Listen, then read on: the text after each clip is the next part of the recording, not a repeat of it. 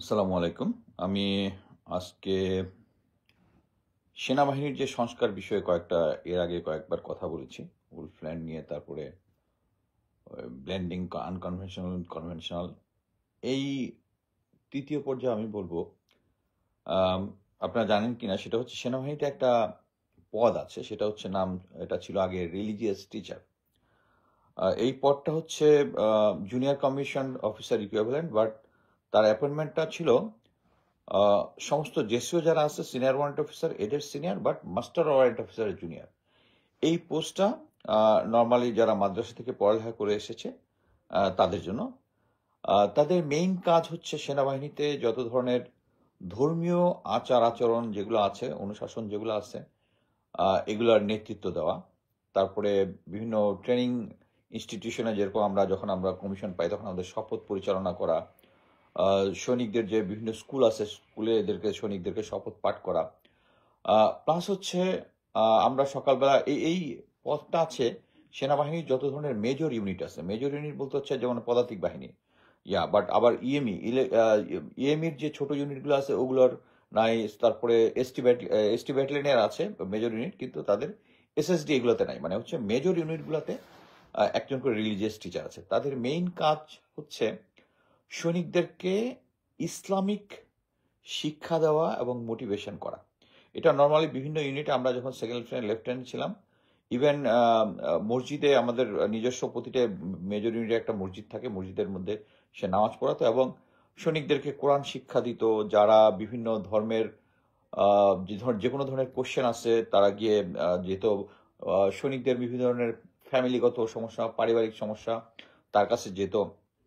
এবং মেনলি সপ্তাহে অফিসিয়ালি একটা করে মোটিভেশন ক্লাস দিত। মেন সৈনিকদের মোটিভেশনটা ছিল হচ্ছে যে যুদ্ধকালীন সময়ে তাদেরকে কি কাজ করতে হবে, ইসলামিক ব্যাটেল, বিভিন্ন বদরের যুদ্ধ, উহুদের যুদ্ধ, এখান থেকে ইসলামিক শিক্ষা, সৈনিকের দায়িত্ব কর্তব্য, ধর্মীয় প্রেক্ষাপট থেকে। এখানে জিনিসটা হচ্ছে আমাদের যেহেতু 95% মুসলিম, আমাদের ব্যাটালিয়নের সবগুলোতেই একজন করে ইসলামিক শিক্ষাবিদ থাকে এখানে আরটিতে। যেমন আবার ভারতে কিন্তু আবার সেখানে আছে যে সমস্ত মুসলিম ডোমিনেটগুলোতে আছে হুজুর আছে, যে সমস্ত যে হিন্দু ডোমিনেট তাদের মানে হিন্দুদের যে পণ্ডিত থাকে তারা একজন আছে। তারপর শিখদের যারা আছে শিখদের একজন থাকে। কিন্তু এবং তারা যখন তারা ধর্মীয় অনুশাসন করে তারা সব ধর্মের লোকরাই ওইগুলোতে অংশগ্রহণ করে। বাট আমাদের দেশে যেহেতু 95% মুসলিম এবং একটা ব্যাটালিয়নের 5%-এর কম যদি নর্মালি হিন্দু বা অন্যান্য ধর্মের থাকে, সো তারা করে কি, যখন কোনো ধর্মীয় সময় আসে, ঈদ, তারপরে শবে বরাত, শবে মেরাজ, এই ধরনের অনুষ্ঠানগুলোতে তারা সব মানে সবাইকে তো 100% ছুটি দেওয়া সম্ভব হয় না।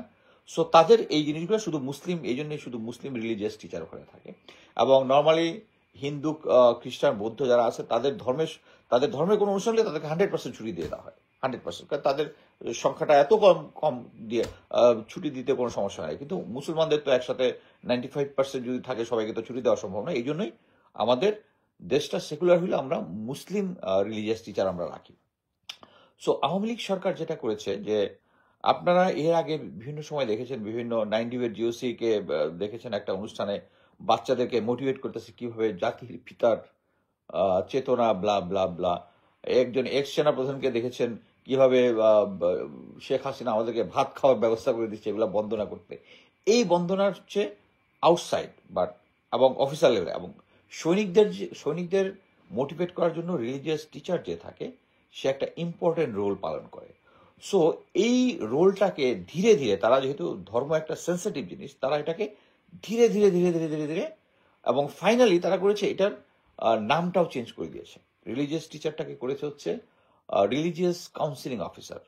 সো নামটা একটু অফিসার অফিসার ভাবও আসলো, একটু তারাও খুশি হলো। এবং এর সাথে সেনা সদরের পিএ ডাইরেক্টর থেকে এদের কি করতে হবে না না করতে এটার একটা লিখিতভাবে দিয়ে দিয়েছে। যেমন কখন কোন খুতবা কোথায় পড়তে হবে, সপ্তাহ মানে বছরের কোন সময় কোনটা, এটা একটা সেট করে দিয়েছে। এটা ভালোভাবেই দেখা যায়। But at the same time পরবর্তীতে যতগুলা অন্যান্য যে জাতীয় দিনগুলো আছে, 26শে মার্চ, 16ই ডিসেম্বর, 7ই নভেম্বর, এবং বিভিন্ন অনুষ্ঠানের মধ্যে যখন এটা নিয়ে যেমন যেমন জাতির পিতার জন্মদিন, তারপরে জাতির পিতার আম তৎকালীন জাতির পিতা আমি বলতেছি।